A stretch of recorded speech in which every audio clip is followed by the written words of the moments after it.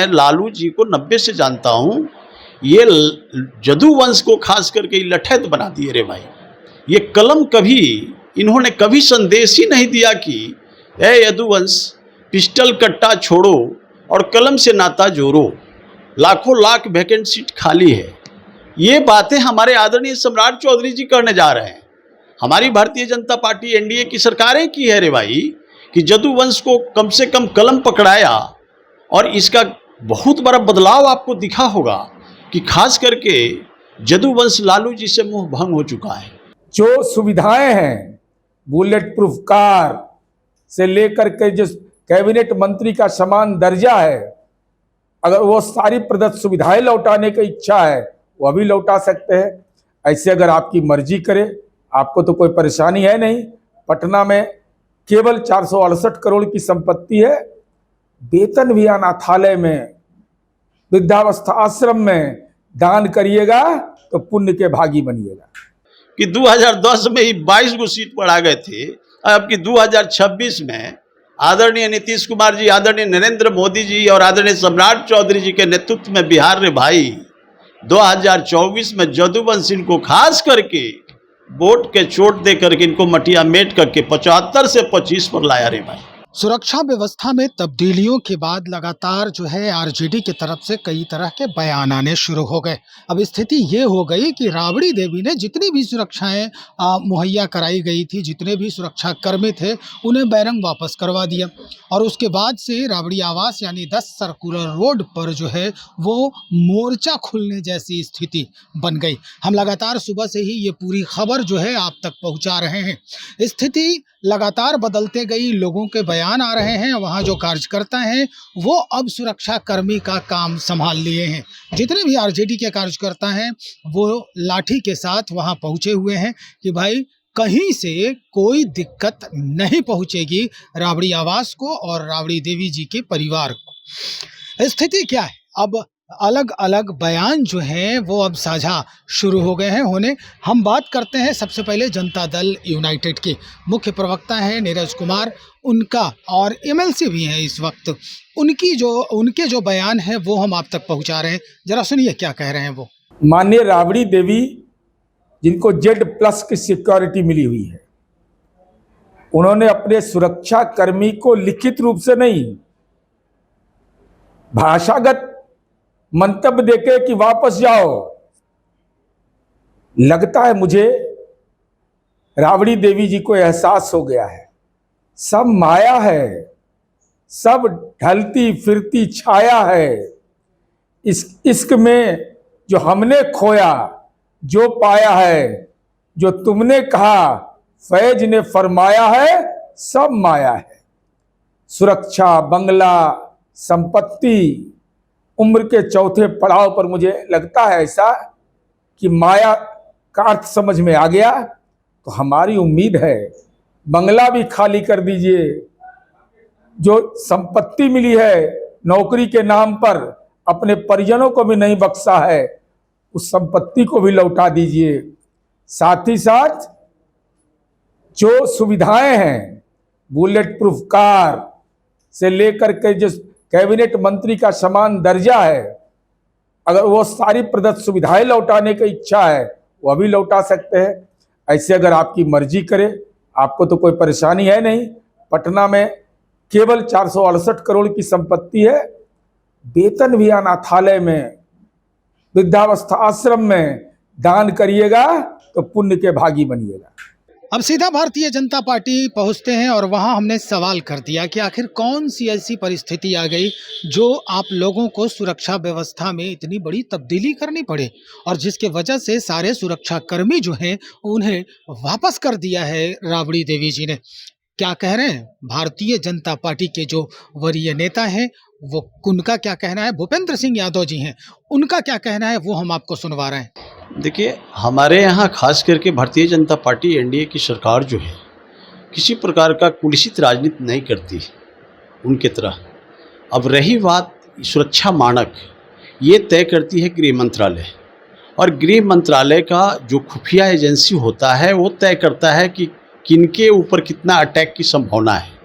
इस स्थिति में सुरक्षा मानक तय होती है और उनको जो है Z+ या Y+ जैसे भी हो, सुरक्षा एक मानक है, तो उसके हिसाब से तय होती है। ये तो भाई संवैधानिक प्रक्रिया है। तो अब इसको राबड़ी देवी जी इस तरह की, हमारी भाई लीडर ऑफ अपोजिशन भी है विधान पार्षद की, तो उनको तो इस तरह की बातें नहीं करनी चाहिए थी, चूँकि वो तो कहते हैं कि हम लोकतंत्र के मानने वाले लोग हैं, लेकिन ये तो सीधा एकदम राजतंत्र में जो है ना तब्दील करना चाहती हैं। ये तो दुर्भाग्यपूर्ण बातें हैं रे भाई। यदि पूरी सुरक्षा लौटा दिए हैं तो हो सकता है कि उनका जंगल राज का जनक रहे आदरणीय लालू प्रसाद जी। ये बिहार के जितने भी प्रत्येक प्रखंडों में उनका दुर्दांत लोग हैं, हो सकता है सुरक्षा मुहैया वो लोग करा सके। दूसरी बात ये सर कि इस वक्त जो स्थिति है राबड़ी आवास के ऊपर कि जितने कार्यकर्ता हैं वो लाठी लेके खड़े हैं कि सुरक्षा हम संभाल लेंगे, लेकिन स्थिति ये है, हवाला ये भी दिया जा रहा है उनके तरफ से कि जीतन राम मांझी की सुरक्षा जस का तस है, उपेंद्र कुशवाहा जी की सुरक्षा जस का तस है, उधर जो राजीव प्रताप रूढ़ी जी हैं उनकी सुरक्षा जस की तस है, बाकी एनडीए के जितने भी नेता हैं सबके जो सुरक्षा में कोई तब्दीली नहीं की गई, सिर्फ जानबूझ के साजिश के तहत राबड़ी परिवार, लालू परिवार की सुरक्षा में बदलाव। नहीं, हमारे आदरणीय सम्राट चौधरी जी कभी भी किसी प्रकार का किसी के साथ अन्याय नहीं होने देना चाहते हैं। अब सपोज करिए लीडर ऑफ अपोजिशन है, इनकी मूवमेंट बहुत कम होती है, तो उस हिसाब से जो है ना जो खुफिया एजेंसी है वो निर्णय किया होगा। इसमें तो ना तो सरकार तय करती है, वो तो एजेंसी तय करती है कि भाई किनको कितना सुरक्षा दी जाए। अब रही बात राजद के लोग लाठी लेके यदि खड़े हैं तो भाई वो तो आज से, हम तो ये आज से नहीं, मैं लालू जी को 90 से जानता हूँ। ये जदू वंश को खास करके लठैत बना दिए रे भाई। ये कलम कभी इन्होंने कभी संदेश ही नहीं दिया कि ए यदुवंश, पिस्टल कट्टा छोड़ो और कलम से नाता जोड़ो, लाखों लाख वैकेंट सीट खाली है। ये बातें हमारे आदरणीय सम्राट चौधरी जी करने जा रहे हैं। हमारी भारतीय जनता पार्टी एनडीए की सरकारें की है रे भाई कि जदुवंश को कम से कम कलम पकड़ाया, और इसका बहुत बड़ा बदलाव आपको दिखा होगा कि खास करके जदुवंश लालू जी से मुंह भंग हो चुका है। और रही बात 2-4 ऐसे उनके पास इर्द गिर्द रहने वाले लोग हैं जो उद्दंड प्रवृत्ति के लोग, इस तरह का लाठी लेके खड़े रहेंगे। अरे भाई, लोकतांत्रिक प्रदेश के अंदर में आप लाठी लेके खड़ा होना, कानून को सम्मान ना करना, संविधान को ताक पर रखना, ये तो इनकी पुरानी कल्चर रही है। ये तो शुरू से हम समझते हैं कि बिहार पर जो 15 साल शासन कर गए तो इन्होंने कोई संदेश नहीं दिया, गरीबों के प्रति बदलाव के लिए कोई मैसेज नहीं दिया। मेरे भाई आप देखे होंगे, ये कहते थे लागल लागल झूलनिया में धक्का बोला मकल काता चला। तो ये जदुवंश को जो है ये अपट समझते थे, लेकिन जदुवंश इनको ई न टेलान टेला वोट के चोट से कि 2010 में ही 22 गो सीट पर आ गए थे, अब कि 2026 में आदरणीय नीतीश कुमार जी, आदरणीय नरेंद्र मोदी जी और आदरणीय सम्राट चौधरी जी के नेतृत्व में बिहार रे भाई 2024 में जदुवंश इनको खास करके वोट के चोट दे करके इनको मटिया मेट करके 75 से 25 पर लाया रे भाई। तो ये सिचुएशन है मेरे भाई। अब जदुवंश सब पढ़े लिखे हैं, हम तो आपके माध्यम से कहेंगे, चैनल के माध्यम से मैं मैसेज दूंगा, चूंकि मैं जदुवंश से ही आता हूं, तो हम तो ये कहेंगे कि अरे मेरे भाई आप इंटेलेक्चुअल बनो, क्राइम से मतलब कभी भी क्राइम के बीच में मत जाओ, किसी भी विवाद में मत पढ़ो। कहा गया है कि हम लोग को पुरखा कहते थे, खेलोगे कूदोगे होगे बर्बाद, अब पढ़ोगे लिखोगे बनोगे नवाब। तो नवाब बनो, पढ़ो लिखो, ये संदेश हम देना चाहते हैं। भारतीय जनता पार्टी संदेश देना चाहती है मेरे भाई। बिहार में खास करके देख लीजिए, जब से देश में आदरणीय नरेंद्र मोदी जी आए हैं, सबके साथ सबका विकास और न्याय के साथ विकास। लेकिन लालू जी क्या किए? माई समीकरण। अरे क्या है रे भाई, ये लोकतंत्र में सबका अधिकार होता है पढ़ने लिखने का, उनको संपन्नता के कगार पर कैसे ले जाया जाए इसकी चिंता उन्होंने नहीं किया। आदरणीय लालू प्रसाद जी ये कहते रहे कि सबके खपड़िया जड़ या हमर खपड़िया भरे। तो ये अपनी संपत्ति की रक्षा के लिए इस तरह की बातें करते हैं, ताकि कुछ जदुवंश के कुछ चंद जो अपढ़ टाइप के हैं, तो वैसे वैसे इनके यहाँ धूर्त लोग बैठे हुए हैं, खास करके जदुवंश का, जो उनके रीजन में कमा के धन्ना सेठ हो गया, और अपने बच्चे को मालामाल कर लिया, और लालू जी तो मालामाल है ये है। वो तो हम समझते हैं कि रिसोर्स का इतना न लुटान लुटेरे भाई कि आज तक का इतिहास में बिहार की धरती पर इतना बड़ा रिसोर्स का लुटेरा कभी नहीं मिला। आपको मैं बता दूं, हमारे यहाँ एक पियरिया चोर हुआ करता था। तो पियरिया चोर वो भैंस खोल लेता था गरीबों को और कहता था कि हाँ हम ही खोले हैं, बोलो पनाह दोगे तो भैंस देंगे। तो ठीक उसी प्रकार आदरणीय लालू प्रसाद जी का राजद का कल्चर है रे भाई। आप देख लीजिए, इतने बड़े घोटाला में 420 में कन्विक्टेड, पूरे परिवार कन्विक्टेड। अरे भाई कितनी धन की जरूरत है इस जीवन में। लालू जी, आपके चैनल के माध्यम से कहूँगा कि इस जीवन में मनुष्य को 3.5 हाथ धरती से ज़्यादा नहीं चाहिए, लेकिन आप तो हथुओं महाराज लेबर का संपत्ति वाले हो गए रे भाई। तो बिहार के ये पहला जदूवंश के नेता हैं जो इतने बड़े लैंडलॉर्ड हुए रे भाई। देख लीजिए, पूर्व में भी हमारे जदूवंश के डायनामिक पर्सनालिटी थे, बड़े बड़े पोस्टों पर थे, जैसे दुर्गा प्रसाद राय, राम लखन सिंह यादव। राम लखन सिंह यादव ने क्या किया?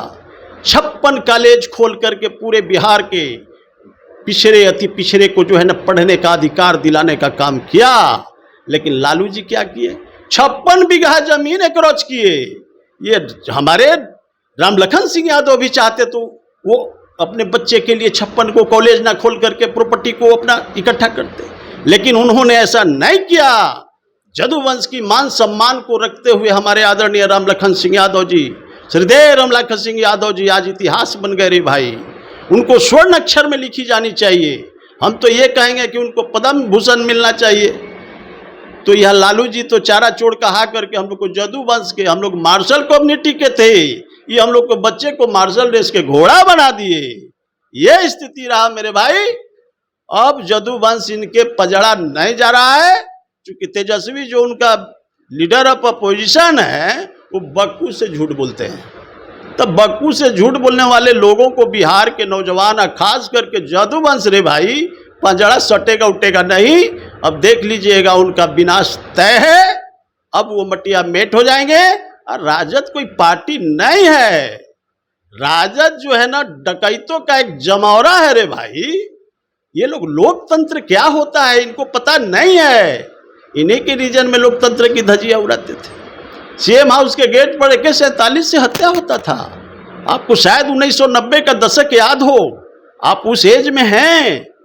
अशोक सिंह इनका विधायक मारे गए थे और उसी जो है ना सीएम हाउस के अंदर में लालू जी चाय के चुस्की ले रहे थे। ये सिचुएशन थी, यह भयावह स्थिति था जब जदूवंश 2003 में जो है ना 2 में जब खसकने लगा तो मियाँपुर में 62 यादवों का हत्या कराने का काम इन्होंने किया। ये क्या बात करेंगे? ये यदुवंश के नहीं है मेरे भाई, ये यदुवंश के घोघी ओर के।